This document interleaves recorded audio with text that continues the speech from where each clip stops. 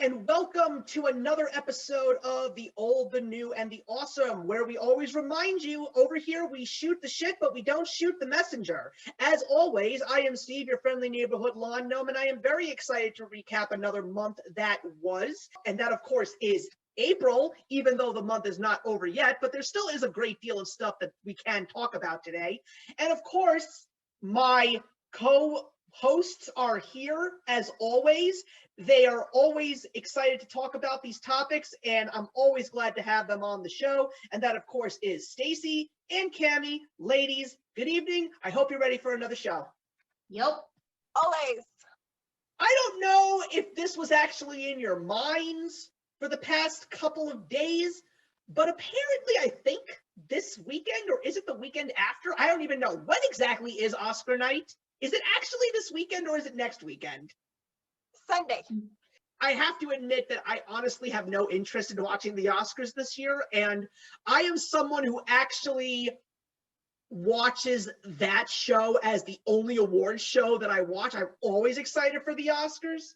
I've been watching the Oscars ever since I was, 1992. It was the 1991 Best Picture, Silence of the Lambs. I can't forget that. So that was definitely a very interesting experience for me. But whether I watched it live or whether my mother taped it, I will say that there were a couple of years where I actually did miss it. Fun fact, my brother's wedding was on the 2012 Oscar night.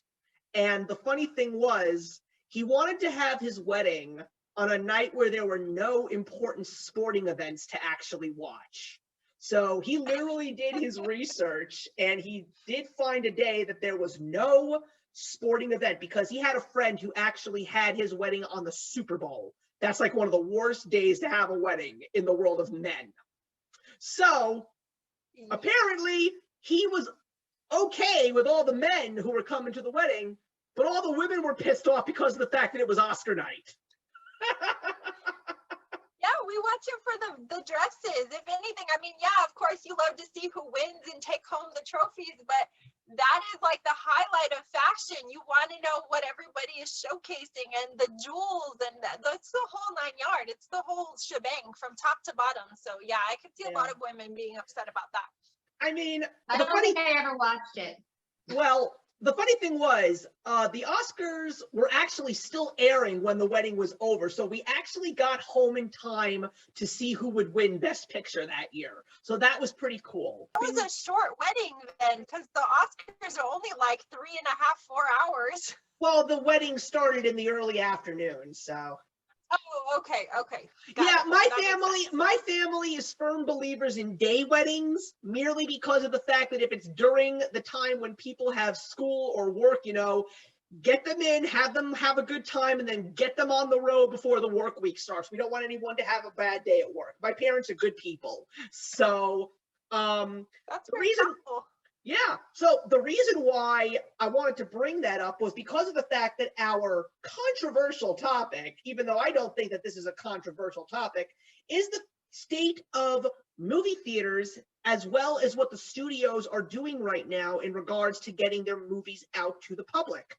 Now, I am very happy to say that I am getting close to the point where I actually am going to go see a movie in theaters. I am proud to say that I am someone who is now fully vaccinated. So in New York, I will have the ability to go see a new movie in the movie theaters. I don't know which one it will be, but I do know that I now can go without any serious worries or hesitations. So I'm excited about that because that was definitely something that I truly missed. And you both know that that is something that I truly miss based on what I've been doing here on YouTube for the last 10 years. But I am just glad that this is happening and that something that some people thought was never going to happen again is actually happening. The question that I really want to ask the both of you is, because of what things were like in the last year, do movie theaters have a chance to even make a comeback and get back to the way things were? I'm just going to flat out say right away, I think yes. But what do you both think? I think yes, but I think it's going to take a lot longer than you think, Steve, because the state of the world is very different in terms of how people interact with each other, and anywhere where people have to sit in close proximity or be in a close space, people aren't there yet. Even if we are still social distancing and every other seat is, unoccupied and there's space between, I just don't feel that people are that they have the desire to go out and fill this insatiable need to go sit in a dark theater. People have been cooped up in their houses for a year, if not, a little bit more, just, excuse me, depending on how long they've been home. And that's all we've been doing. We've been entertaining ourselves with television and movies and Netflix and all of these streaming services. And I don't think that people desire to get back to the theater. I think that what people desire is to be outside. I think they want to go traveling, and I think they want to go exploring and kind of stretch their arms a little bit.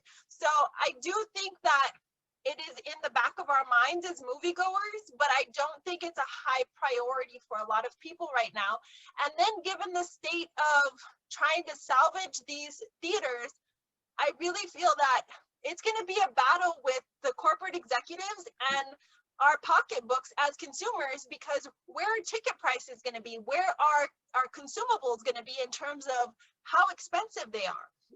I don't think people are going to be willing to pay these astronomical prices to save these theaters. So I do still think that some theaters are in jeopardy of possibly not making it out of this. I agree with all of that, everything you said, Kami. And I also think that this year showed a lot of us put a spotlight on Hollywood in a lot of bad ways. And I think there's a lot of people out there today that are disgusted with things that happen in Hollywood and are turned off.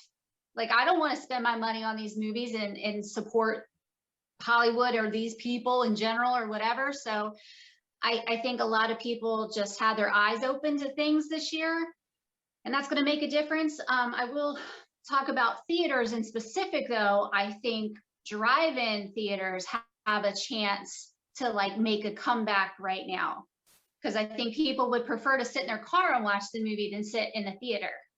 I have to go off topic for just 2 seconds because I spotted something, Kami. I didn't know that there were Dunkin Donuts in Arizona. Where did you get that cup? Oh, yeah, we have 2 Dunkin Donuts here. When did that happen? I didn't think there was any Dunkins on the West Coast. When did that happen? Because Dunkin's my favorite. It's mine too.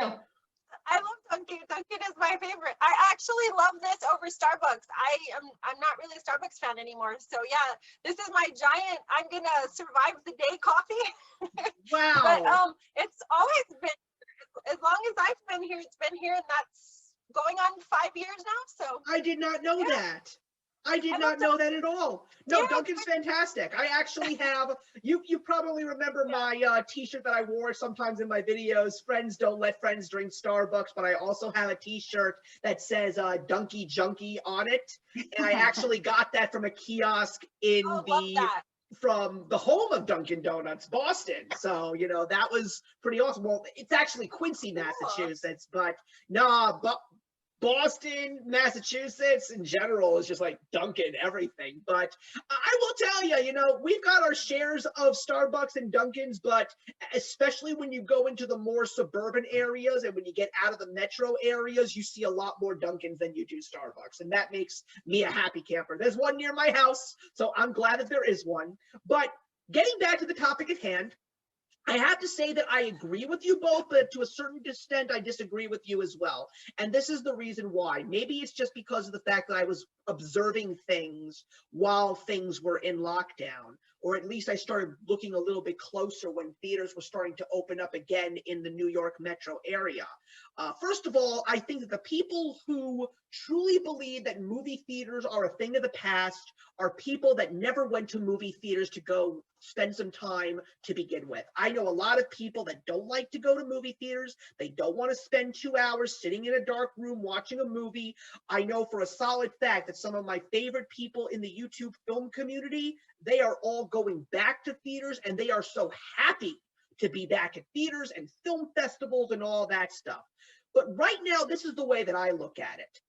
It's really going to depend on the rollouts of the vaccinations. That's the way that I look at it, because right now I'm looking at ticket prices in my area. There was a theater that I really like to go to, and I always went to the early shows in the morning on the weekends because those were the best prices. 2 tickets, $7.19 for a person each for a matinee show. That is under $15. But nowadays, that theater for those exact times is $10. That's still a lot less expensive than people would assume that it would be. But a regular theater time, like during the peak hours, is somewhere in the $15 to $20 range, which is not necessarily something that is astronomically high. There were some theaters, especially in places like New York City, that were charging those kinds of prices before the pandemic. My attitude is it's going to be like this until 2 things actually start to happen. And that is, more hours are going to be given to the movie theaters so they can actually run the movies more frequently. And of course, as the number of immune people raises from in time, they're going to start allowing more people going into the theaters at a time. So when they reach this herd immunity status, right now they're thinking that it's going to end up at some point in time. By now, at this point, they're saying somewhere in the middle of the summer and possibly the end of the summer, early portion of the fall. I mean, just today on the news, they are anticipating vaccinating children ages 12 and up starting in late July. So they're really pushing forward on this. So that's my attitude in regards to the theaters. I do agree with you both for the status that they are at right now. But like I said, it's actually going to go hand in hand with the vaccinations. That's what I really think is going to happen. So in a place like where I live, because we all live in 3 different areas in the United States, where I live right now, vaccination is like the it thing. Everybody wants one, and everybody's going out to get one because everybody wants to get to that status where the governor is going to get on the television and say, you don't need your masks anymore. That's what everybody in this area where I live is striving for right now. And the movie theaters, I think, are going to follow suit. I guess I don't want to call it an attitude, because I certainly don't want it to seem as though a state's political decisions are the mass consensus of all its residents. But we have lifted our mask ban weeks ago, so we are not required to wear masks in the state of Arizona. And I can guarantee you the only people that are vaccinated in this state are over the age of 65. So unless they're a first responder, and even that, like, I tried to get a vaccine and I was told I'm too healthy and I'm too young. So it's going to take a while for my state to pick up and say, yes, you are in line to be able to go ahead and get a vaccination. And then now with all these health concerns again that just sprung up with Johnson & Johnson, I don't think that the country is as gung-ho about getting vaccinated as maybe New York is. I think that New York really was the height of it all, because it was obviously the focal point of the pandemic. It was the beginning of, where people started to become cognizant of what was happening. But I don't feel that as popular as much as it's discussed, I don't think that everybody is gung-ho about getting one. I certainly know that there are a lot of people that I correspond with that are against vaccinations. So a lot of people, this is no different than the flu. If I don't get a flu vaccine, why are you forcing me to get a COVID vaccine? And I don't share with the world when I get my flu vaccine.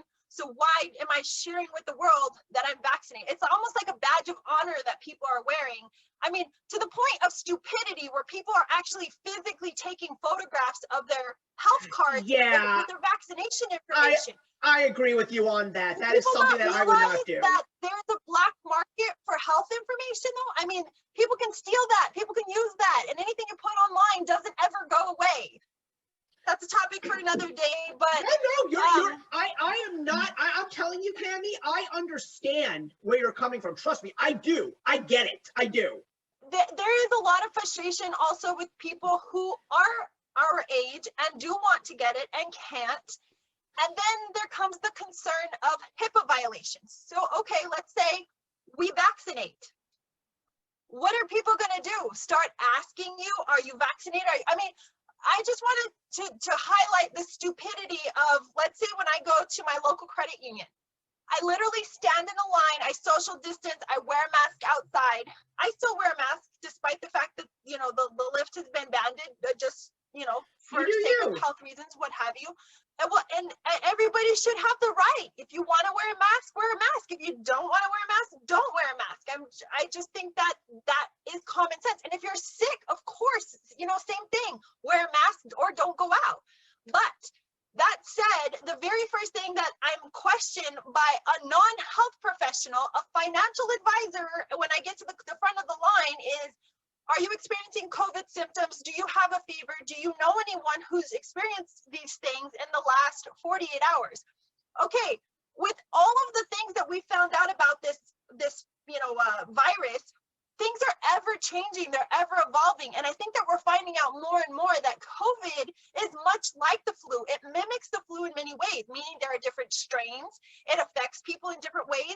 People don't always get the same symptoms. So my point is, if we are taking temperatures and doing all these certain things and allowing people who are not health professionals to ask you questions, to take your temperature, like what is this proving? What is this? I mean, does it just make people feel comfortable? And then furthermore, we've already kind of toggled with the idea of vaccination passports. Most states have said, no, we're doing away with the idea of passports. Okay, fine. Where is this going to get for traveling? You know, like, where is that line? Where are we going to be able to allot people to have privacy, to have personal choices for their own bodies? This is just causing a lot of issue for a lot of people. And so I know that we're circling back to the whole reason of why you want to talk about this, which is to get back to the theaters. But I just think that there's so much misinformation out there that we're basically leaving this in the hands of business owners or companies. And we're not operating on a full scale here. Everybody is thinking different things, doing different processes, and everybody's just walking around blindly and confused. Like, and this is why people are living in fear, you know, because they don't know what to believe. They don't know what to think. And so therefore, I just think that there is still going to be a separation and a division in everything from every standpoint, to include going back to movie theaters, until our local government all the way up to the White House gets the story straight. And I don't think they're capable of that, because this virus changes. It does mimic the flu, and that the strains are not consistent. And this is only year one. Who's to say we're not going to continue to have COVID? COVID may never go away. This may always exist.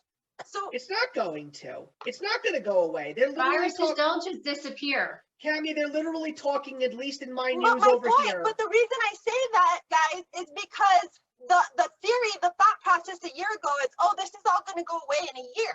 That's the only reason I say that, with the understanding that, oh, in a year, we're not going to have to social distance. We're not going to have to wear masks. Everybody's going to be vaccinated. Tra-la-la. Everybody's going to be unicorns and rainbows. But we all knew, anyone with common sense knew that that's not true. That's not how viruses work. You don't just get vaccinated and everything goes away. We get vaccinated for the flu, but people still get flu. You know what I mean? So there's a lot more here than just being vaccinated or just wearing a mask or social distancing. People that have been vaccinated still get COVID. People that wear a mask still get COVID. So I don't see how being vaccinated is like a pass to go to the theater. It doesn't make sense to me. Well, it doesn't make and sense to on me the news, either. they're saying though on the news and the government or whatever bullshit, they're saying that even if you've been vaccinated, they still think you should be wearing a mask. And they have said that if you've been vaccinated, you can still get it. They've said if you've been vaccinated, you're now asymptomatic and you can now spread it. So what's the point? Like, Well, they're already talking about booster shots. So they're basically saying that you're when going to does have it end? It's not going to end. But so now you're going to have to stand on one leg and bark like a chicken and whatever to like, what's the point of all this? It's so stupid. Just control. It's how much, It's control. how many mandates can they force, and how many things are people going to just say, okay, okay, okay. That's why there's such a division in our country, because not everybody is a yes man. Not everybody is going to say okay to everything. And there needs to be a separation between that. We need to be able, as a free country, as free people, as free citizens, need to be able to make decisions for ourselves and our families that make sense. We need to stop being pressured by the media, by our government, and by other people who we know who are doing things that suit them for their lives, and trying to imprint it on you and make it seem like, well, if I'm doing it, you need to do it. Well, that's great. I'm glad that you're doing it, and I'm happy for you, and I support you, and I'm proud of you. But that doesn't necessarily mean what works for you works for me. So here we go again. It's just like every topic is a division in our nation, and there just doesn't seem to be an end in sight. And it's really emotionally draining, you know, like everything is an argument. Everything is a pick this side or that side. And it's like, when can we just exist? We can't anymore. When are you going to realize that that's not how the system works anymore? As far as I'm concerned, we're already living in a socialist nation. It's just a matter of actually realizing it and telling people. But the point that I was just about to make was, first of all, when it comes to the COVID news, the media, regardless of whether they're right, left, or indifferent, needs to just report the news and stop reporting opinions on COVID. Because I still think one of the funniest things, and I was telling this to my friend the other day, was the fact that the CEO of Pfizer said in a conference that a booster shot for the vaccine is possible. It's likely. Someone basically goes on Twitter and says, CEO of Pfizer says we need booster shots. I'm like, no, that is not what he said. He said it's possible. This is the problem. That's the danger of social media, though, and I've said that from the beginning, and people also need to differentiate the media from social media. Social media is not the media. It's just a bunch of people who have nothing better to do with their time than be the first. People live to be the first like, the first person to break the story, the first person to put something out, to the point that people don't fact check.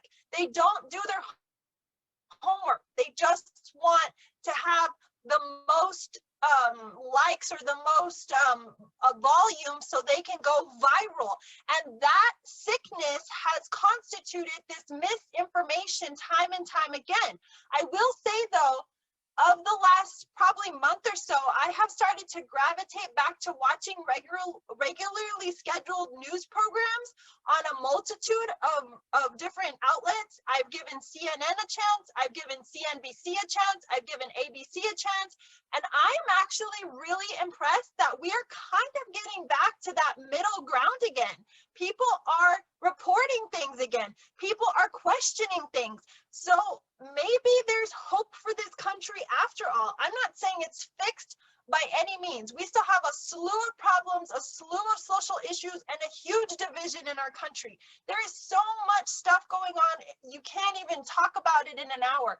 But I will say I'm giving props to the media, because I feel like for the first time in decades, and I'm talking about not just the past presidency that just, you know, occurred, I'm talking about decades before that, it's giving me a restoration of faith that maybe there are some journalists who still uphold the journalistic integrity. It floors me sometimes when I hear something and I'm like, was that on neutral ground? Was that actually like questioning what they should be questioning, reporting what they should be reporting? It's amazing.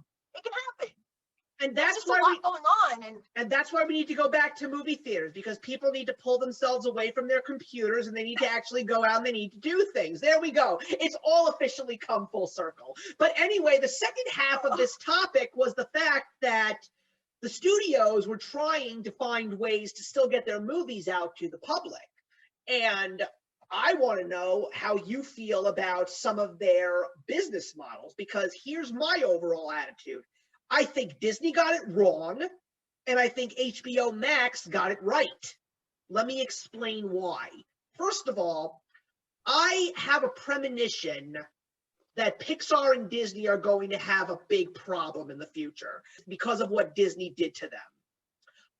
And that's also going to lead into one of the awesome topics, okay? I just finally watched Soul for the first time very recently because of the fact that it was available on physical media. It finally came out on Blu-ray and DVD, and I think that it is one of the greatest Pixar films that I have ever seen. I had said that I had a disagreeing opinion with many in regards to the movie Inside Out. I'm not saying that Inside Out was a bad movie, but there was something missing for me personally that prevented it from being one of the most perfect Pixar films. Soul filled in that gap. They gave me a mature story based on a very similar premise. And that's what I love about that movie so much. The animation is gorgeous. The voice cast is brilliant. The soundtrack from Trent Reznor and Atticus Ross, who I seriously believe will win another Oscar this year, is one of the greatest soundtracks I've ever heard. Or as my personal opinion, it's the next Nine Inch Nails album, which I must own. But I loved that movie to death.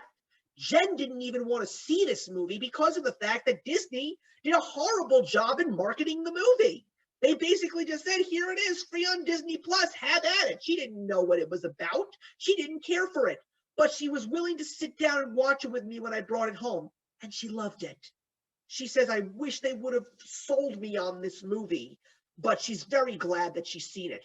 Not that I'm in defense of Disney, because you know I have a love-hate relationship with Disney right now for a lot of reasons, but I don't think that it was poor marketing. I just think it was poor timing, because you have to understand we were actually in the midst of the pandemic when Soul became topic of conversation as the next release for Pixar. And we didn't know when the movie theaters were going to open up again. And Disney also did not anticipate having 100 million subscribers to Disney Plus. They factored 100 million subscribers 5 years from now. They gained their entire projection in a few short months. So for them, they were kind of like, well, we've already got the audience. Why do we have to do the work? And you have to understand, marketing wasn't there. People weren't working at the same capacity. As a matter of fact, that's one of the reasons why I'm so pissed at Disney right now, because they laid off so many people that could have been busy for the entire year during the pandemic. They were outsourcing and hiring people to run their company and to run their store. And that's a whole other can of worms right there for me. But they could have done better during the pandemic to help their people, their employees. Okay. So marketing just wasn't what marketing used to be for Disney during that period.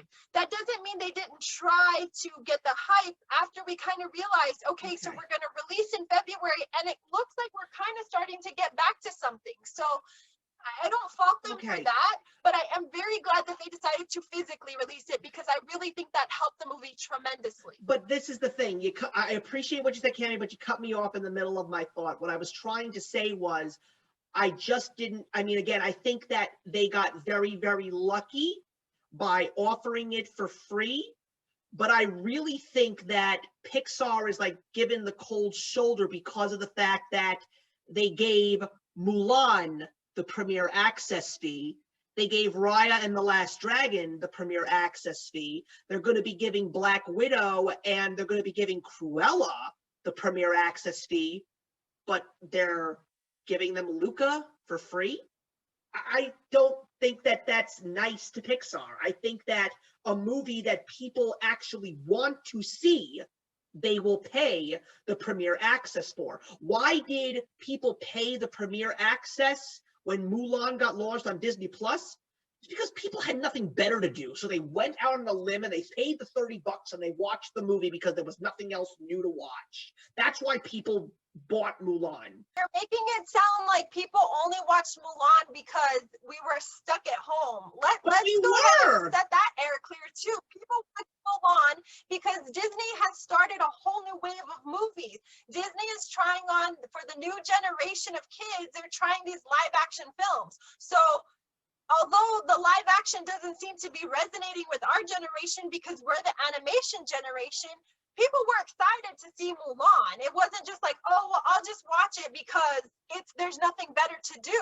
And there's a whole host of people who have issues with the animation versions of several Disney films. So for a lot of people, these live actions are actually a breath of fresh air.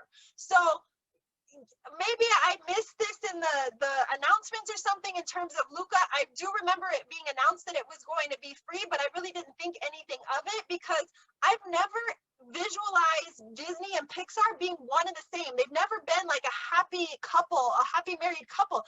Disney and Pixar are two separate empires, and they're run by completely different executives. So although people kind of associate Disney and Pixar together because of the movies and the characters and everything like that, maybe this is just a business deal. Maybe there was no money to market it that way. You know, that everything has a budget, Steve. And so I don't know, it's just the way you're projecting some of this stuff comes off a little salty. So I think in order for us to understand why people make the business decisions that they make, we need to understand who's responsible for making these decisions. Well, That's all I have. I understand, but my attitude is, why are you charging the premiere access fee for a movie that people are probably not as interested in as the other? Like, if the premiere access fee was for Luca and not for Cruella, I promise you would have had more people paying that fee for Luca than Cruella. Because I'm telling you this right now, I am still trying to find someone that's interested in that movie. Nobody's interested in that movie as far as I know. Are you not paying attention to people, Steve? That's what I'm saying. Like, I think that you are so enamored with Pixar that you have such a soft spot in your heart for Pixar that you're dissing on Disney. I know more people that are excited about Cruella than you can imagine.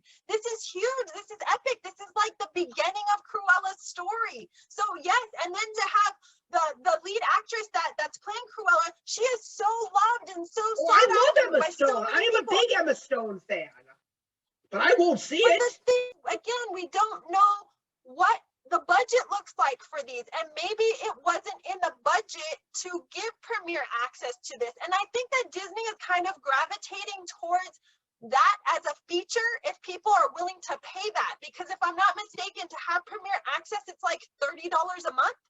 And so if people are willing to pay that price, at some point, all of that's going to be included, and you will be able to access all of these films with that premiere price. I don't think they're going to, at that which point, pick and choose which ones. But when you have a subscription service, sometimes they throw you a bone, and they're like, hey, just for being a subscriber, we're going to give you this for free. So instead of looking at that as it's a dig at the company or a dig on the film, maybe it's just a nice pat on the back to the people who are paying for a subscription service month after month to say, hey, we're not going to charge you every single time we put something on here. Now, a big epic film like Marvel, you bet your ass they're going to charge you for that because there is so much money on the back end in production. They've got to make it up somewhere. Yeah, and they're sure as hell not going to do that in the theater right now. Well, to be fair, in regards to Black Widow, it's actually cheaper to see it in the theater if you really think about it. Because I already know for a solid fact that I am definitely seeing Black Widow in the theaters. I don't know how much the Disney Plus regular subscription service is, because when I had it, it was actually a free subscription for a year for me because of my cellular provider. So I don't know what the regular price is. It depends on the bundle. I think I pay $7 a month. But that's only if you get Disney Plus and you don't get the Hulu attached to it and the ESPN Plus package attached to that. I think for that, it's like $15 to $20 a month. Okay, but so my point was is that you were saying it's cheaper to watch it from home. So, okay, granted, if you have like the basic package, like Stacy's saying, it's $7 a month. Yes, it's cheaper to watch it from home Because I can tell you right now, after just having started this conversation, I went to my local theater, to see if it was open, and it is, and ticket prices have almost doubled for an adult ticket. So, you know, again, this is a deterrent for the consumer who has struggled for the last year, who has lost out on wages, who has had a reduction in wages, to say, do I want to just stay in the comfort of my own home and watch this film, or do I actually want to go to a theater? So I really think it goes back to saying the people who are genuine moviegoers, of course they're excited about this. They want to get back, they want to see the premieres, they want to do the midnight showings, all of these things. But we're not even getting the regular hours for films. We used to get like, you know, 15 showings of a movie. I know. And a really late one and a really early one for a matinee. We're not getting that. We're getting at best like 3 to 4 showings. And I know. not everyone can work with those hours either. I know. And that's one of the few things that I did say, but I'm basically saying to myself, because first of all, I don't own Disney Plus. I never will own Disney Plus, but I'm basically saying that if somebody wants to go see Black Widow on the day of the premiere, I'm taking a look at my current situation. For me and my wife to go see Black Widow at the theater, I was saying, I would only have to pay $20. Do I want to pay $20 to go to a movie theater, or do I want to pay $30 to see it on Disney Plus? I choose theater, because I get to also see it on a bigger screen. It would cost me $28 for me and my husband to go see it. So that's about matinee. The same for me. So that's crazy. We don't have matinee options here. Our first showing doesn't start until afternoon. So that's not the normal matinee used to start at like 10, 11 o'clock in the morning. Yeah, they didn't have that when the movie theaters first opened back again in New York, but now they're bringing those times back. But we're still not there. Well, then you take a look at what HBO did with HBO Max, and I personally think that that's a much more interesting idea, because first of all, they're giving you the opportunity to see every new release that they offer for free because of the fact that you're already paying a very hefty price for HBO Max. HBO Max, the package itself costs about $20 to $25. Now, if you are a Verizon customer like me and you're already paying for HBO as your cable service, you're getting your HBO Max service for free because you're already paying for HBO. So the thing that I really liked about their plan was they basically said that every movie that we offer is going to be in theaters. So if you want to go see it in theaters, go see it in theaters. But if you can't get to a movie theater, or if you are too afraid to go to a movie theater, you can watch it on HBO Max for free, technically for your monthly fee of $20. The thing that I liked about that was they are not giving you a limited amount of new releases. And the thing that actually I took advantage of was there were movies that they were premiering on HBO Max that I didn't even want to see in theaters at all. But because of the fact that I had access to, Godzilla versus Kong, I wasn't going to go see that in theaters, but I had access to it. So I watched it because you guys like those kinds of movies. So I watched Godzilla versus Kong for everybody watching today and for these two ladies right now. And I will say it was fun, but it wasn't great. I had a good time. It was horrible. But Kami, don't waste your time. But I also did a little bit of catching up. The Godzilla movie I saw was back in 98, 99. That had a killer soundtrack. But that was way better. But because of the fact that that was available on HBO Max, and the funny thing was, I was not surprised with my attitude towards Godzilla versus Kong because I hated Kong Skull Island. I didn't like that movie at all. But because of the fact that it was going to be premiering on HBO Max, they said, hey, you want to do some catching up? Here's the 2014 Godzilla, and here's the 2019 Godzilla King of the Monsters. Now, I will say the 2014 Godzilla movie was good. I liked it. I thought that was very good. But Godzilla King of the Monsters was nothing special. I didn't care much for it. I thought it was cool to see all the monsters that everybody knows and loves in a new light. But for me, I thought the movie was just blah. Like, I gave Godzilla versus Kong 2.5 out of 4 stars because I just had a good time with it. I gave Godzilla 2014 3 stars because I really liked it, but Godzilla King of the Monsters also like 2.5 stars. But now I want to talk about the one in that grouping that actually outdid them all. I also watched the 1933 King Kong. That was a movie that was way ahead of its time. For a 1933 movie to do what they did, and I already knew the plot because I actually did see the 2005 Peter Jackson King Kong in theaters, and it was a beautiful film to watch. Not one of my favorites, but it was a beautiful film to watch. But oh my God, this movie was gorgeous. For that kind of a movie to come out in the year that it did, that is a 3.5-star watch for me, merely because of the fact that I don't think I'll ever own it on DVD, but if I ever get a chance to watch that movie again, I will. It was wonderful. Fay Wray is the icon. Now I totally get it and understand why she is that iconic figure that everybody knows. It is just one of the most amazing Hollywood masterpieces that I have ever experienced in my life. Yeah, it's a flawless film. I think for its time, like you said, it was well ahead of its time. It's cinematically beautiful to watch. You know, there are some cutaways and stuff that are a little choppy, but it adds to the flavor. And I just think that it really sets the tone for everything that's come after it. I mean, it's very clear that there's always an homage to that film, but I think that it's just always been, let's try to make something as good as, and you know, like they say, you can't always match the original in most cases. And I don't think any Godzilla movie that's ever made is ever going to top the 1933. But I'm also very partial to films that were made in the 30s and 40s. So, you know, for me, that will always be my favorite Godzilla. You mean King Kong? I'm sorry. I said Godzilla because I pulled up Godzilla over here. Sorry, King Kong. Sorry. No, don't be sorry. Over here. Don't be sorry. Don't be sorry. No, I'm with you 100%. Again, every single time I watch another one of those movies from the golden age in Hollywood, I just look at my current movies and I'm like, what the fuck happened to this? Like, I still just love all of these movies that I've been seeing that have been coming out from like the 1920s into the 1970s. Like, these really are the best movies that have ever been made. I don't care about the big budgets. I mean, those big budget movies, they're good. They're fun to watch, but nothing compares to the true magic that these golden age films have.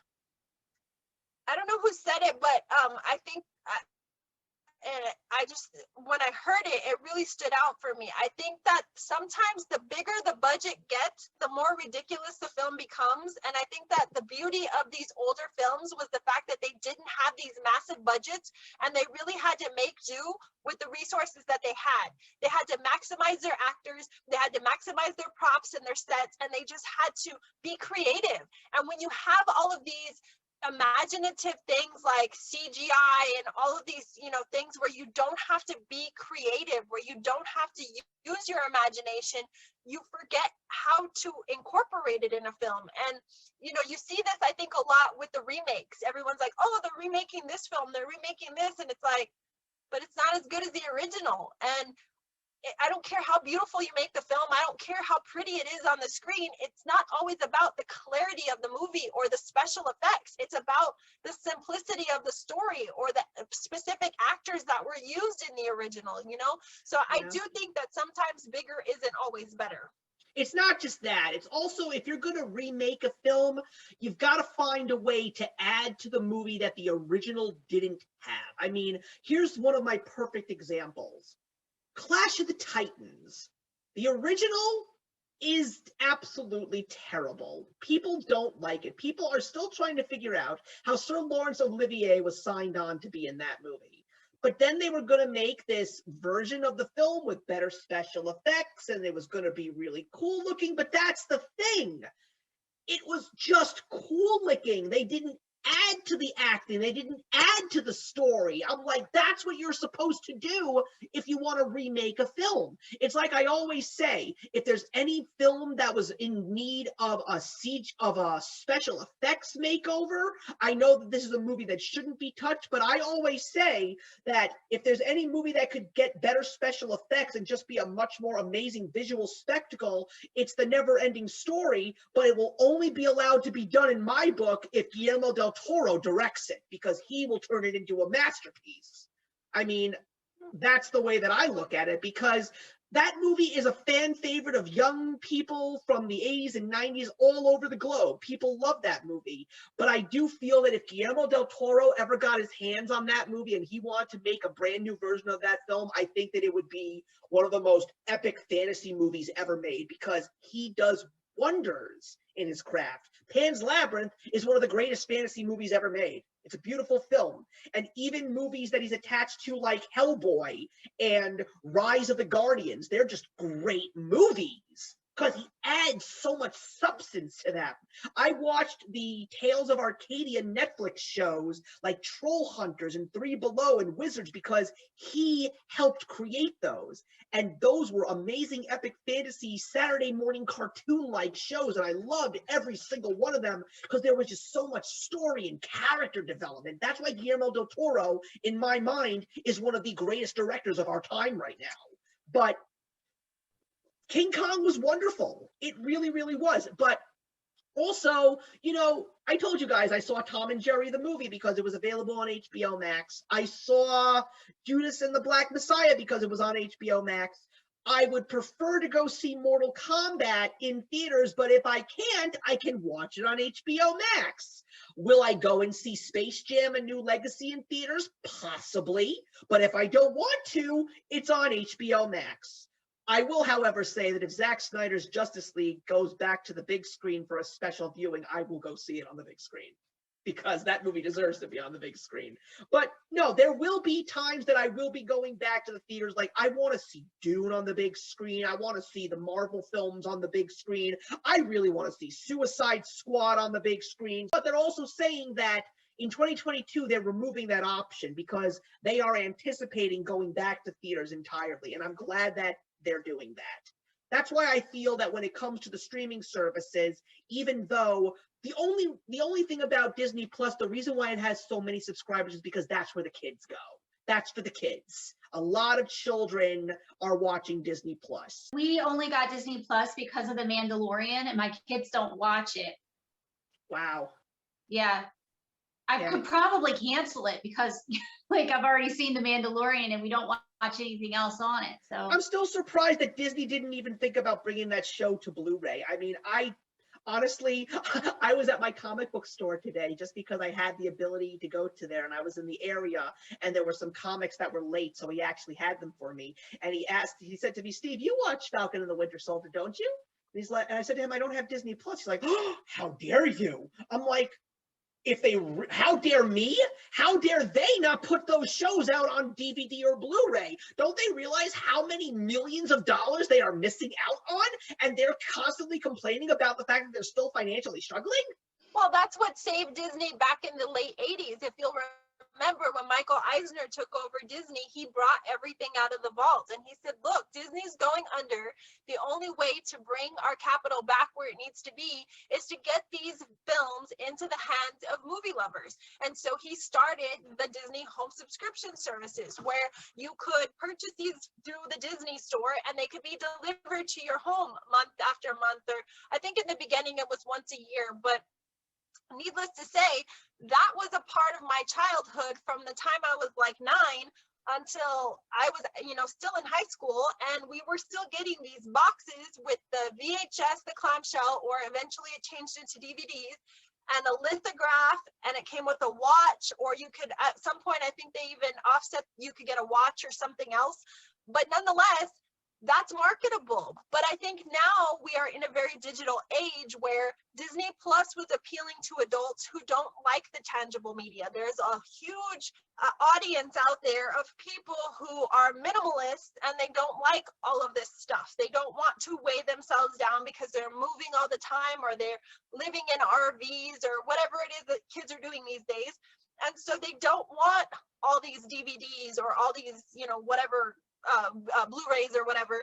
And so that's appealing to them because they can watch all of these shows they haven't seen in years, or they have access to watch them whenever they want.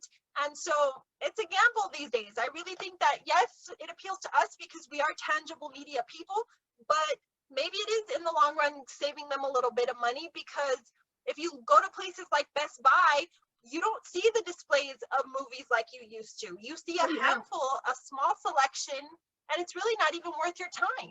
I know. I just walked into a Best Buy recently, and I thought it was one of the worst experiences of my life because everything that I loved about going to Best Buy is not there anymore. That's why when you go to Target, you see everything, or when you go to Walmart, you see everything. But that's another thing. I mean, you know, Best Buy has changed horribly. Best Buy is just so boring. I know. It's really more about home appliances and home telecommunications and whatnot. That's what they're doing right now. But again, I guess it's just because of the fact that they thought that physical media is something that's just going to phase out. But believe me, I think that it's not going to phase out only because of the fact that people who have always collected physical media are going to continue to collect physical media. And there's some people that are suddenly realizing, wait a minute, I could actually just pay $20 for this movie and have it for the rest of my life and never pay for it again. Whereas I could watch it on Netflix and just constantly be paying a renter subscription for it. You know, that's what I take away from that. And there's some people that agree. Well, that, and you don't necessarily get access to it all the time, because look at how many shows or movies that they've put out for a very limited time. They have limited viewing, so you know, people get excited like, oh, you're talking to your friends and I just watched XYZ, like, oh, I want to go watch it. Wait, I went and it's not there anymore, you know. Yeah, maybe it's only on that's for a couple number of months, one. but That's number one. And number two, when you pick up the physical copy, there's a very good chance that you're actually getting the true uncensored version. So that, yeah, but I do know that digital media became very I guess interesting to people. Maybe that's not necessarily the right word to use, but a lot of people didn't like the fact that tangible media, you can destroy it, you know, like with CDs. You know, yes, back you in the day, God can. forbid anybody had CDs, but CDs got scratched, you know, and that's the same thing, the same principle happened to DVDs. If it got scratched, it was not playable anymore. So I think the concept and the idea of digital media was, oh, well, I can't ruin this. It's always going to be there. And if I want to watch it, it's at my fingertips. Yeah. But I think that we are so heavily reliant on technology that we really just got to kind of take a step back, you know. And I know that I've spoken to other people about this who are kind of in that strange gap where they're not quite millennials, but they're not quite in our generation. And they kind of understand both sides. And the thing is it's like, well, you can love this stuff, but how long is it going to be even accessible to you? Like a DVD, how long are DVD players going to be around? How long are Blu-ray players going to be around? Because you look in a store right now and it's almost impossible to find a VCR. You know, not to say that VHS and VCRs aren't there, but you have to go hunting for them. So do things come back around? Sure, look at records, look at LPs, you know, you can virtually find a record player in just about every home today because LPs are cool again. Exactly. So it's a back and forth argument, and I think that both sides are valid, but I say if people want to buy stuff, let them buy stuff. If people don't want to buy stuff, then cool, you've got access to digital, and leave it at that. Stacy, please say something, because I'm looking at your face and you're telling me what the fuck am I doing here tonight? I don't really have much to contribute to that one. I'm a fan of having, well, okay, I'm not really a fan of having DVDs because I just don't want the extra stuff and they get scratched because I have kids. But now that, you know, we live in a rural area and my internet sucks, it was easier to go ahead and buy DVDs, you know, like for X-Files. So I watched all of X-Files on DVD because trying to stream it here at my house was impossible. So I understand, you know, people who don't have the best internet probably will continue to buy DVDs. But if you have great internet, if I had Fios right now, I probably wouldn't have any. You're wrong about that, by the way, because I have a great Fios connection and my service, it does buffer. Oh, yes, it buffers. I used to have Fios at my old house and it was outstanding. No, sometimes it buffers. And that's one of the other reasons why I prefer physical media, because physical media don't buffer. Yeah.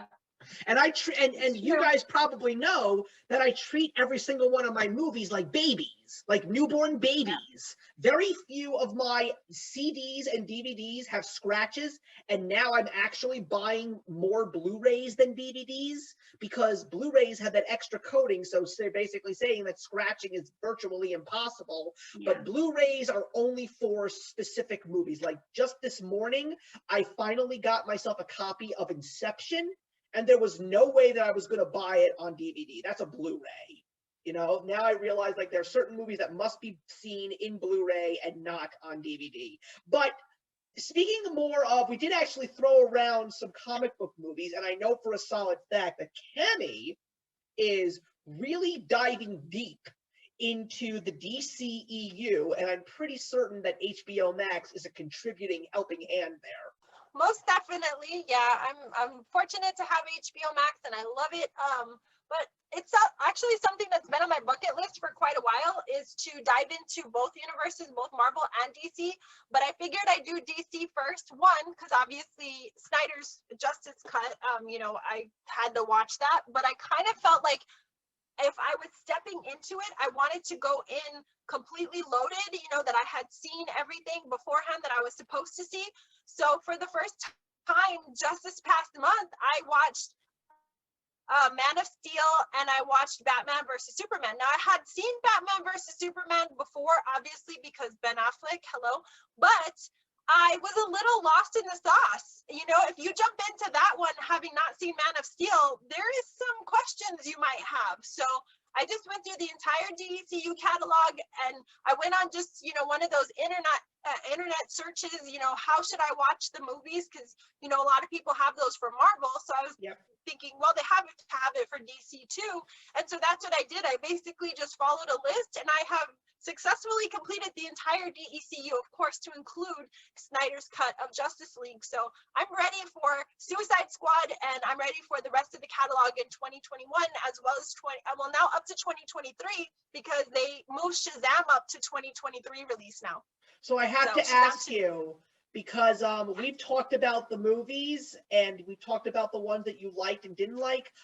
There's a specific one that we haven't talked about. What did you think of Aquaman? I loved it. I loved Aquaman. Aquaman is one of my favorites. Fantastic. Honestly, I was a little skeptical and very concerned because, you know, I am an Amber Heard hater. And well, so I didn't know. Hold on, Kevin. Stop. Let me stop you right there. I understand that, and there's a lot of people who agree with you on Amber Heard, but here's the reason why you have to watch Aquaman. This is my wife's exact words. 3 words. Wet Jason Momoa. Yeah. When I watched Man of Steel, I told my husband, if I die, I want to come back as Superman's suit.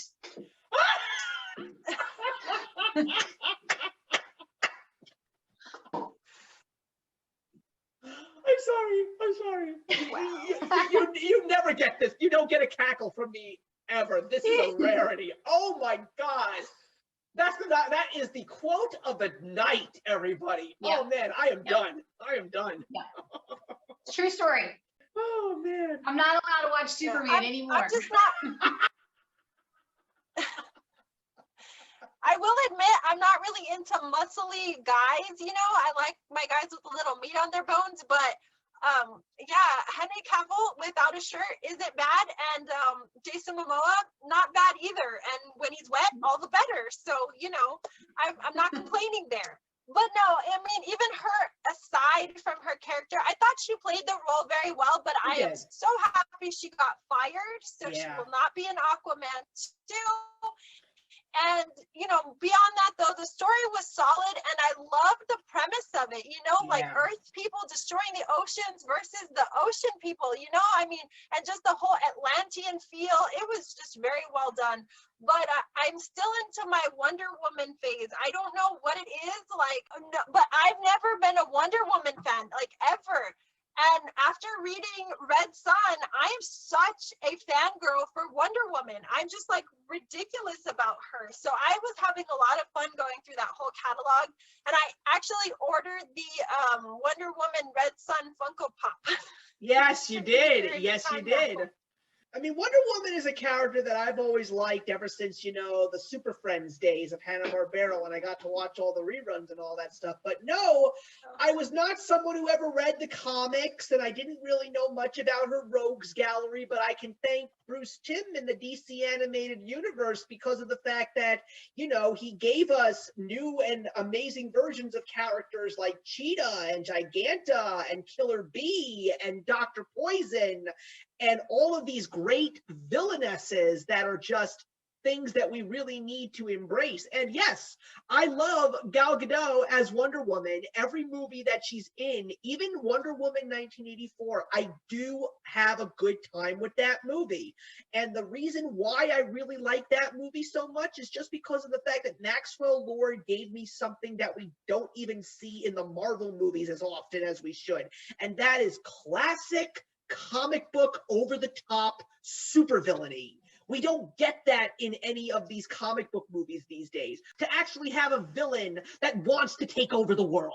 That is what comic books were all about, that's what I loved about Wonder Woman 84. Just the classic supervillainy. And I think Pedro Pascal really played the role of Maxwell Lord well, but also Kristen Wiig was probably my favorite part of the movie because she wowed me with her performance. I love her in these dramatic roles. I mean, I do remember her in The Martian with Matt Damon, and she was completely someone that I had never seen before outside of her comedy routines because I love her as a comedian. I think Bridesmaids is one of the funniest movies ever made, but I love her as a dramatic actress and as an action actress and as a comic book character. I loved her as Cheetah. I really did.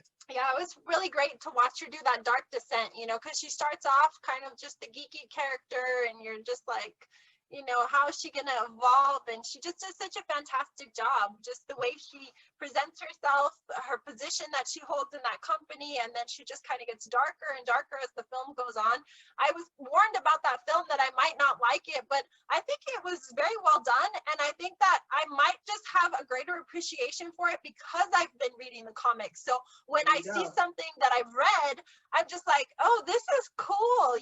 It's just, I think it's just kind of a thank you to the fans, the true fans of comic books, when they, add that piece into a film. It feels good to see it on screens. I'm glad that you mentioned that because that's what I think sets the DCEU apart from the MCU. The DCEU really does take a lot more from the comic books. And that's just because of the fact that someone like Zack Snyder, he is a comic book fan. He has this vision based on the comic books that he loved. I mean, I still remember when Batman v Superman came out, and the fact that there were people who saw Man of Steel who didn't read the comic books, and people watched Batman v Superman, and some people actually had the gall to say, wait, when did Lois and Superman start dating? And I'm like saying to myself, when did Lois and Superman start dating? Where the hell have you been for the last 80 goddamn years? Don't you know what Lois and Superman are supposed to be? I'm still partial to the Lois Lex Luthor entanglement. I like that way better. You totally would be. But speaking of superheroes and streaming services, I'm going to segue into this. One of the few things that I do take advantage of in regards to streaming services are certain TV shows and movies that I probably won't even own, but if they're offered to me on the streaming service, I'll watch them. Here's a show that I don't own on DVD or Blu-ray. I don't own South Park. I'm not as big of a fan of South Park as I was like Family Guy or The Simpsons. So I've been watching South Park on HBO Max, and it has been a fun ride. But the truth of the matter is there are just some episodes that I don't care about. There are some that I love, and that's the way it is. Simpsons is a different story. Simpsons, I can quote, good episode or bad episode. The Simpsons is completely different. But I have been taking advantage of some really interesting television shows. Speaking of superheroes, The Tick is on Amazon Prime right now for free, because obviously the live action show was an Amazon Prime product. So I've been watching the animated show. I am still trying to figure out how in God's name that show was on Fox Kids on Saturday mornings. I also couldn't believe how many awards that show was up for. It got a lot of awards. but that show is not for kids. Not saying that it's anything adult or anything, but the comedy is very mature and very dry. Kids would not get it. As an adult, it's something brilliant. I think that this show is completely what you'd want a superhero parody to be. It really does take all the stereotypes of the superhero genre and just turns it into something so stupid and funny. Another show that I have to recommend, because it's a show that everybody is recommending right now, that is Invincible. That's on Amazon Prime right now. The Robert Kirkman comic book turned cartoon. This is for everyone who was a Batman animated series fan as a kid. This is Batman the Animated Series for adults. Like, I'm talking gore, I'm talking foul language, I'm talking adult situations. This is a brilliant, brilliant animated superhero show. I highly recommend it. It is good. And plus, I'll watch anything that J.K. Simmons is a part of. I think cartoons like The Tick kind of early setup for what we now know as Adult Swim. I think, the mindset was always there for those richer cartoons, but I think that when you see stuff like that, or you go back and rewatch it, the Adult Swim network makes a lot more sense. You're like, oh, they just grew up and made this. Well, as a matter of fact, The Tick for a little while was actually on Comedy Central, which makes a lot more sense. I remember it, but I just never watched it. Yeah, I didn't watch it when I was a kid. I'm watching it now as an adult. I actually watched clips of it as a kid, but I just didn't get it as a kid. That's why I didn't watch it. I didn't understand it. I never laughed. I was just like, what is this cartoon? It's satire. That's really what it is. It's satire. You had mentioned South Park, though, and I used to watch South Park religiously. I love that show until the Christmas episode in the woods, and then I fell out. I was like, okay, this is too much even for me. But I did just watch, and again, because of HBO Max, the Pandemic special. Did you catch that? I didn't watch the Pandemic special, but I did watch the vaccination special. The Pandemic special was hilarious. I don't think it's on HBO Max anymore, unfortunately. Oh, really? Yeah. Well, I caught it, luckily, I guess, then before it went off, and I had my husband watch it with me, and he's never watched South Park before, and he was like, what the hell do you have me watching? I was like, I thought you knew who these guys were. He's like, no, I've never seen this. What the hell is happening here? I was like, yeah, they're a little over the top if you've never seen them before, but I just love that little group of guys. They're just so cute. I still remember watching that show the day it aired. And I watched it religiously until season 3. And then in season 3, it was just starting to get very, very boring. I love the movie, though. I think the movie is one of the greatest animated movies ever made. And I always say to people, the reason why South Park, Bigger, Longer, and Uncut is such a great movie is because they made it a musical. That's why it's so good. They turned it into I used to have that CD, the soundtrack on CD. I did too, but I actually got rid of it, but I did download all the songs that I love from the soundtrack. So I still have them on my computer somewhere, on a memory drive or whatever. But I never got the soundtrack, but I do have it on DVD.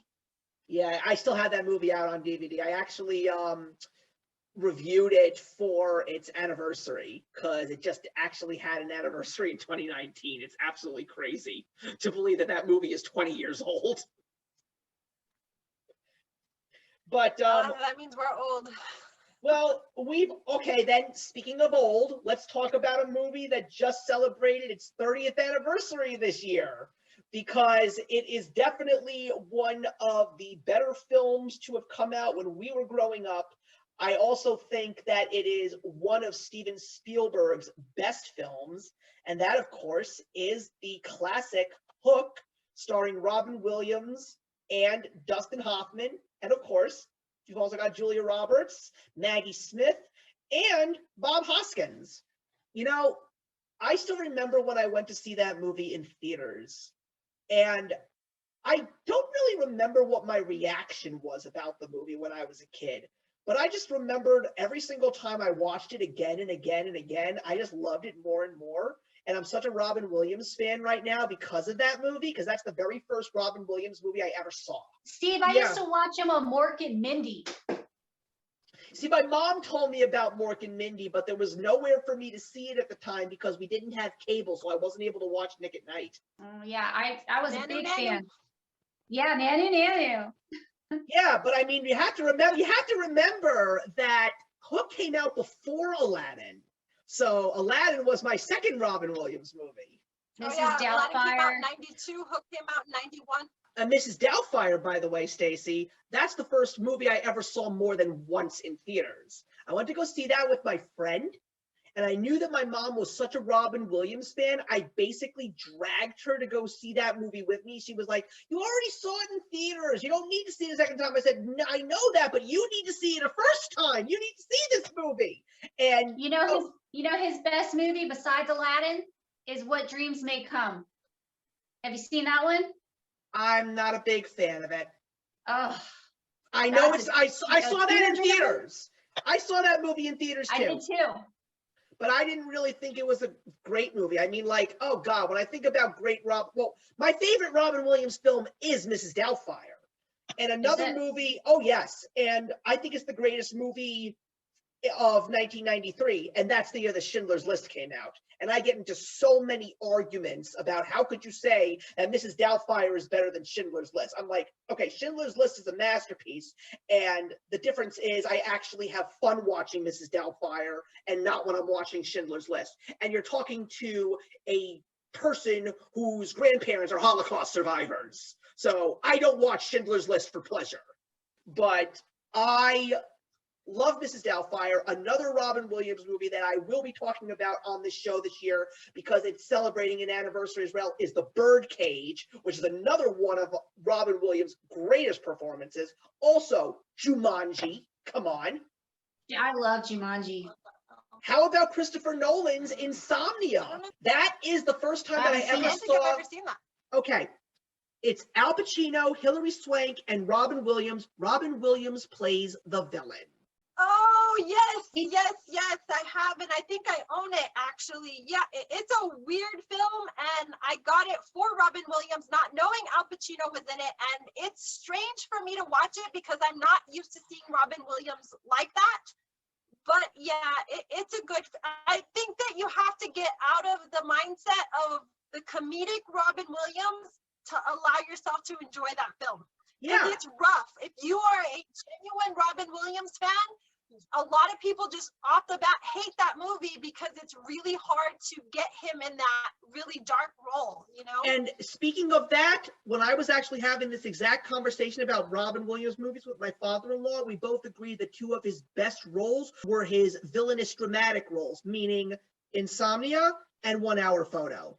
1 Hour Photo, the other one. But yeah. also another movie where he plays the villain, but in a comedic way, which is also one of the most underappreciated movies in his library, is Death to Smoochie with Edward Norton.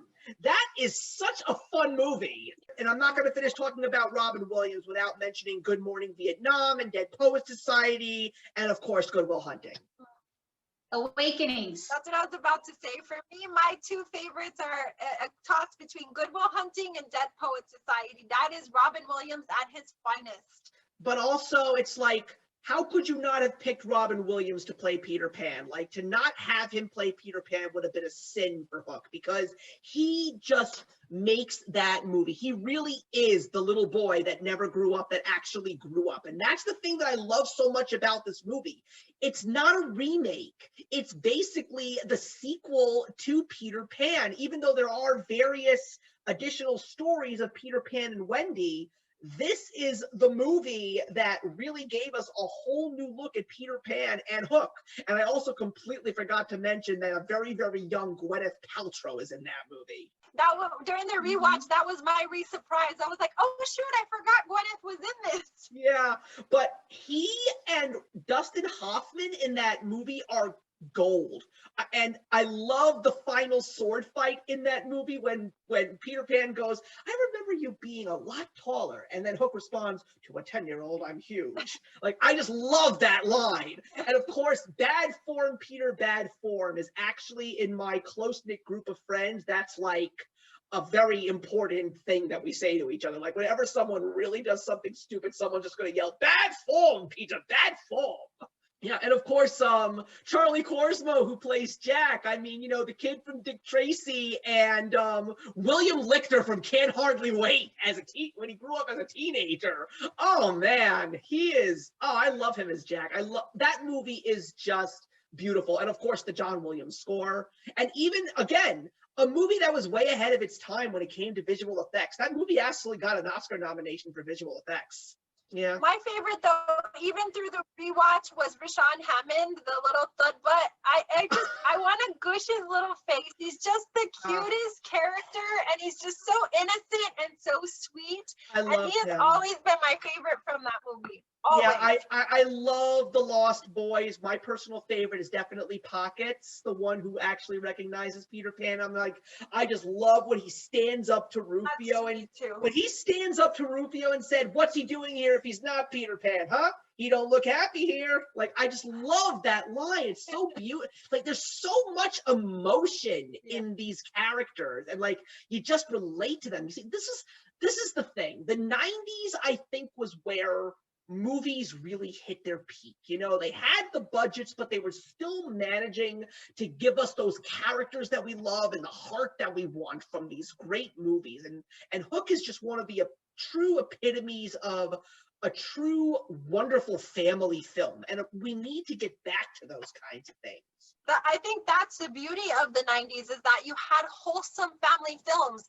You know, you were mentioning that you had seen it in the theater. We didn't really go to the theater a lot when we were kids, because there was such an age gap between me and my sister, but we did Blockbuster every Friday night. We would go, and I would get a movie, my sister would get a movie, and then we had to agree on a movie together. We would rent them Friday night, go get Little Caesars pizza, and then return them on Sunday. Unless, of course, you got like a new release and you had to return it Saturday, we would go and return that one where we ran an errand or something like that. But it was even very rare when we were able to get a new release, because my mom's like, I don't want to go back to town tomorrow. We have to go, because we lived in a rural area. So she's like, I'd rather go return them on Sunday. But that is my childhood, you know, going to Blockbuster and renting all these great films. And I just remember such amazing films coming out of the 90s, just wholesome, timeless films that even to this day, we're rewatching them, we're still talking about them, we're sharing them with new generations, and that you can't beat. And I think, you know, when we were talking earlier about, you know, cinema and just the whole transition of getting back to theaters and stuff, I just think that's been lost on movies and moviegoers, is that we're just getting all of this either regurgitated garbage, or we're getting these epic over-the-top films that aren't really palatable. We're not going to be talking about them in 5 or 10 years. They're forgettable. We need those timeless movies again. We need these films that we can share with the new generation. And I'm just wondering where all these creators went, you know? That's why when I saw the Snyder Cut, I was like, oh, finally a film that I'll talk about a year from now that's going to still be good, you know? We are definitely going to be going into the 90s, because there are so many great 90s films that are celebrating landmark anniversaries this year. So look, I'm just really excited for July, because we're going to be celebrating an anniversary of Independence Day. I am really excited to go back to that movie. But before we go to the next topic, I just wanted to ask you guys one more question, because look, Hook is wonderful, but did any of you ever see the 2003 Peter Pan film, which is very much in the vein of the Hook atmosphere and theme? I don't think so. Who's the lead actor? It's not even ringing a bell. I don't know about the kids who played Peter Pan and Wendy, but what I do know is that Jason Isaacs played Hook. Oh, yes. No, I didn't like that film. No, I didn't like it. I actually like it. I actually own it, and I haven't watched it in a while, but I really want to revisit that one. It really did feel like it was the prequel to Hook to a certain extent for me, but maybe I'll rewatch it again. The only good thing to come out of that film was Jason Isaacs. I thought he was fantastic, but beyond that, and again, though, I think that sometimes we redo the same movies or the same themes over and over again. And maybe at that point, I was just kind of Peter Panned out, because then you also have the Johnny Depp Peter Pan. Of course, he's more of the, the author standpoint of that. But there's just, I don't know, there's just so much more we could do. And we just seem to revisit the same stories over and over for retellings. I think that maybe I'm judging it harshly, because I did like Isaacs in that film. I distinctly remember him, and he was fantastic. I am definitely going to conclude the whole thing with HBO Max and everything to that degree. When it comes to the streaming services, I think that if HBO Max really wants to be a true competitor with Disney, now don't get me wrong, a lot of people watched Godzilla versus Kong. It's also now the highest grossing film in theaters in 2021 because people actually wanted to go see that movie in theaters in 2021, which is wonderful. But I feel that if HBO Max really wants to compete with Disney, they have to open up their family and animation package, which means they have to put all of Hanna-Barbera and Warner Brothers animation library on HBO Max. Now, don't get me wrong, there are some great classic cartoons that are available right now. You can watch everything from classic Looney Tunes to the entirety of the Flintstones and the Jetsons to things like Dexter's Laboratory and Ed, Ed and Eddie, but they are missing some crucial cartoons. You want to know what show needs to be on HBO Max? SWAT Cats. That is one of the best animated Hanna-Barbera shows to come out of the 90s. Those action cartoons that started with the Ninja Turtles and went through the 90s, like shows like Bucky O'Hare and the Toad Wars and Mighty Max and Street Sharks and Biker Mice from Mars, all of those short-lived shows that kids loved watching. And that's the reason why I am so excited for the end of this month, because I cannot wait to get the comic book Galactic Rodents of Mayhem. It is an indie comic that is coming out, and it's supposed to be a love letter to the 80s and 90s cartoons. It is the story of 3 mutant capybaras that are bounty hunters. I'm like, I want it all. Give it to me now. I never heard of any of that. You never, wait, any of what? Everything I just said, or just the comic book? All the things you just said. I have no idea what you're talking about. You never heard of Biker Mice from Mars? No. Wow. I know Kami knows about it. I do, but I have a very extensive Hanna-Barbera library, and I am huge into retro cartoons. Anytime I find something on DVD, I immediately pick it up. So my cartoon library is impressive. So chances are, if it's a rarity, if it was only out for a season, if it only had 12 episodes, I probably have it in my library. Well, I hope you would agree with me when I ask you, do you think that SWAT Cats was an amazing show? I loved that show so much. I did enjoy it. Yes, I think that is a good one. One of the greatest cartoon theme songs ever written. That's for sure. I know Thundercats. That is what I miss. I love miss Thundercats. really good theme songs. Yeah, the 80s and the 90s had the best. Thundercats is always going to be in my top 3. Okay. Yeah, Thundercats is priceless. I actually am going to probably shake a couple of cores here, but I was more of a Silverhawks fan than a Thundercats fan. Never heard of it. So you know what? It was the space thing. I don't know. I loved Silverhawks when I was a kid. I had some Thundercats action figures, but I had all the Silverhawks. But did you have Snarf? I never really got into Silverhawks. I didn't have Snarf, actually. I'm surprised. I'm surprised they never made Snarf plushies. I'd buy one. Oh, you do? Oh, that'd be cute. I would buy one. Yeah. Like my wife, what she really wants in terms of plushies is she wants a Sprocket from Fraggle Rock. That's what she wants. Oh, that'd be a cute Good choice. plushie. Oh, my wife loves Sprocket. She has the Funko Pop. She said that's the closest I'm ever going to get to a Sprocket toy because she loves Fraggle Rock and she loves Sprocket. I also have Fraggle Rock on DVD. Oh, so do I. I'm still waiting for the last 2 seasons of The Muppet Show, Disney.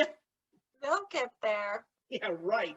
It's taken them almost a decade, and I only have the first 3 seasons. There's so much controversy with the Muppets. I think they have to tread lightly. And I just, again, with the society that we live in and the culture that, just always looks for the bad and the good and completely dismantles what used to be when we didn't have barriers and there wasn't political correctness and all of this, bringing out the old stuff just has to come at a pace. So I think that we will see all of the old eventually. It's just, it's going to take some time. People just have to kind of simmer in our society right now. I am still trying to wrap my head. Muppets is extremely controversial. Well, I mean, why? They're politically incorrect. if you watch old episodes of the Muppets, it's extremely controversial. There's a lot of scenes when they bring on special guests that have backgrounds and things that just are not politically correct. For example, they had brought on Johnny Cash. Johnny Cash had performed on an episode of the Muppets in front of a Confederate flag. Now, oh God, that's country. You don't second guess that when it comes to country music. When you are of the new generation, that is a red flag. So when you are trying to bring it to a new generation, and this is what happened with the Dr. Seuss controversy. There's nothing wrong with Dr. Seuss. There's nothing introducing to Dr. Seuss to a new generation, but let's take out the bad and the ugly. So the idea and the concept is the same for the Muppet Babies. The Muppet Babies, the Muppets. Let's bring the Muppets to the new generation, but let's weed out the things that, potentially could cause harm to people. Now, one thing I will give Disney credit for, though, is they only put disclaimers on the Muppet episodes that they air on the Disney streaming service, saying we don't necessarily agree with everything that's depicted in this episode or these episodes, but here it is. They didn't cut it out. So that's a good thing. I'm sorry, but if you are seriously going to look at Jim Henson and call him a controversial figure, that's like calling Mr. Rogers or Bob Ross a controversial figure. And I'm like, how fucking dare you? Jim Henson was one of the people in regards to popular culture that was all about peace and unity and everything that these crackpots stand for. There is actually a very vast generation of up-and-coming kids that are under 18 that are really advocating for things of yesteryear that bother them. Some people say they don't have a voice because it wasn't of their generation. They don't understand a world that we lived in where there was no political correctness, where there wasn't a tax on people for having opinions and things of this nature. But a lot of people are praising this new generation, saying, hey, it's about time that people started speaking up on things that make them feel uncomfortable, or shows that might not necessarily be, that's why they pulled the Dukes of Hazzard off the whatever late night show it was on. I don't even remember what network was running it, because the car has a Confederate flag on it. That was the only reason. Not that the show was controversial, just the car had a Confederate flag. Okay, so if you don't like it, hold on. If you don't like it, don't watch it. Yeah. It's just about the representation of that flag and what it stands for so many. So the idea is that you want to love the Dukes of Hazzard? Great, go buy it on DVD. Go watch it in the privacy of your own home. But to run it on a syndicated network, whether it's in the day or at night, you are basically saying that you agree with this. So again, here's cancel culture. Here is the division of our society. And if you notice, everything gravitates back to this. We can no longer just enjoy the things what we enjoy. We can no longer have opinions. We can no longer just be happy in our own world unless it's in the privacy of our own home. We can't put these things out there because it might offend somebody. And there is no more, well, get some thick skin, those phrases don't exist anymore. And I'm a firm believer in, don't tell somebody what offends them. Don't take a stance on how you think that they should feel. You have no right to run someone's emotions or understand why they're coming from where they're coming from. But at some point, we're going to lose that neutral ground. Like, we're going to cancel everything because everything's offensive. And Stacy says this all the time, like, where's the line, So what, we cancel everything, we take everything off the air, we remove things that could potentially cause harm to people. I guess that's kind of where I've always been with trigger warnings in books, like what's offensive to me might not be offensive to you. So I don't give trigger warnings unless it's just so brutal that it caused some kind of physical emotion. Like, there was a book that I read one time that made me physically ill just from the description of what was being described. And it was just one page. I actually gave a trigger warning for that because I'm like, this is intense. But I don't believe in trigger warnings because everybody's different, So that's kind of my thought process on media. Don't censor it, because when you start censoring what people are watching or what programs are being put out into the world, you're basically saying that we all have to be drones and robots and think alike and have the same thought processes. And we all have different backgrounds and different upbringings. So we're not all going to process these things the same. But anyway, what I really want to know is your attitude about the flight attendant, Kami. Because I never watched the show. I love Kaylee Cuoco because I do love her on The Big Bang Theory. I started watching it, because, hello, HBO Max. 2, Kaylee Cuoco is absolutely one of my favorites because, you know, I'm a huge Big Bang fan. But I wanted to talk about it today because I got Stacy watching it too. She's not as far into it as I am. I finished the complete series, but it really blew me away. It was, some people said it was a little over the top, like they were trying too hard, but it's kind of like a dark comedy. But I thought it was so well done. The entire cast is phenomenal. I just enjoyed it so much, and it was exactly what I needed. It was just like that oddity that came out of nowhere. And I know it was I think it was a 2020 show. It wasn't even this year. So I'm definitely catching up on it. But I was just so satisfied with it from beginning to ending, and I thought it was in perfect length. I didn't think that they drug it on too much, and it summed up so great. Her acting is phenomenal, but the supporting cast, you cannot beat her entire supporting cast. It was a fantastic show, and I highly recommend it.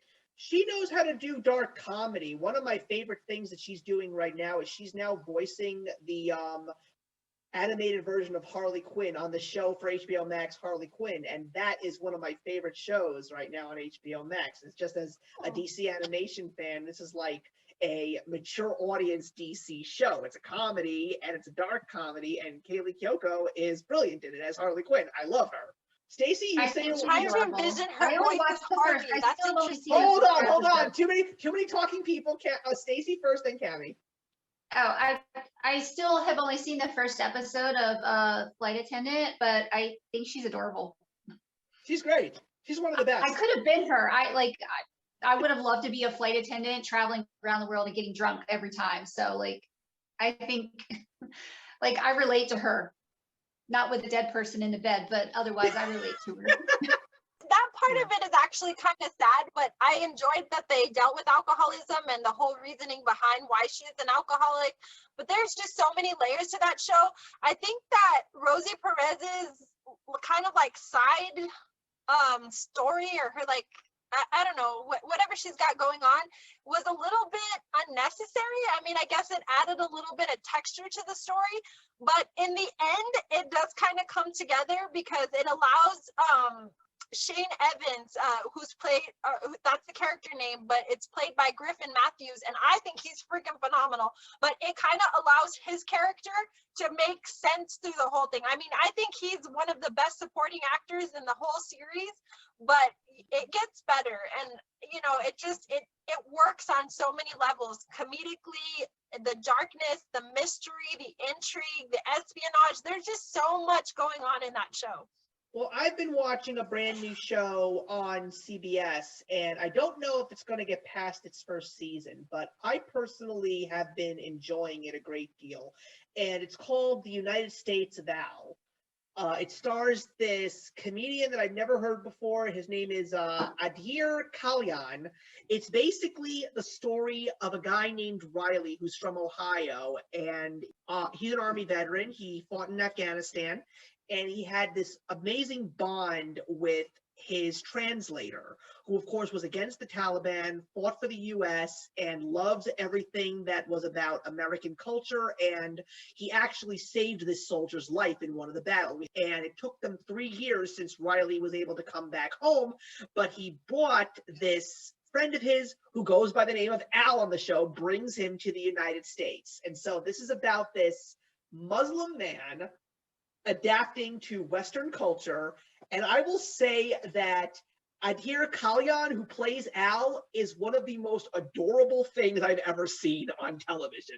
My wife and I have watched the first 3 episodes, and we really are laughing at it. I think one of my favorite parts of the show was in the pilot episode when he's shopping at the supermarket and he thinks it's like one of the greatest things ever.